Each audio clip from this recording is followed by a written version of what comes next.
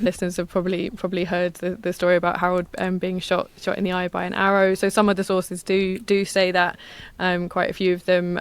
There's also another sort of version of the story, particularly in a text called The Song on the Battle of Hastings, so quite a contemporary source. So that says that instead that Harold was attacked by 4 knights, so including William himself, and some other kind of notable figures, and that he's basically just kind of like, it's a bit gruesome, he's kind of basically like hacked to pieces, and one of them kind of cuts off his head. So there's sort of the 2 sort of rival versions to the story.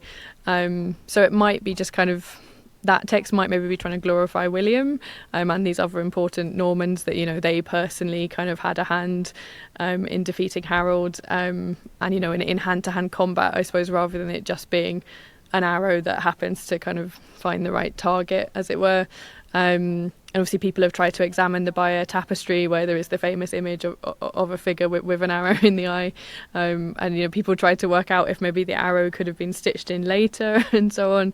But then there have also been people disagreeing about which figure is supposed to be Harold, you know, because obviously there were lots of a few kind of figures represented in that scene. Or then it's also been suggested that maybe that more than one figure is actually Harold, and it's almost like 2 stages. So I guess that's also maybe an attempt to kind of reconcile these different stories, that maybe he could have been shot by an arrow.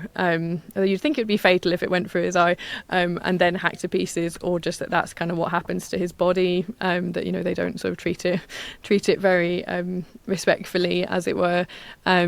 And there are a few sources that say that Harold's body couldn't be very easily sort of identified afterwards. So there's a chronicle from Waltham, which is from the 12th century, but it sort of claims to be kind of drawing on kind of earlier sources. And that sort of says that it was only Edith, the sort of the earlier kind of wife, or maybe concubine, of Harold's, that she sort of, there were marks that were kind of known only to her, so she's the one that's able to kind of identify the body. But yeah, I guess you start then getting quite a few legends kind of built up around that whole story.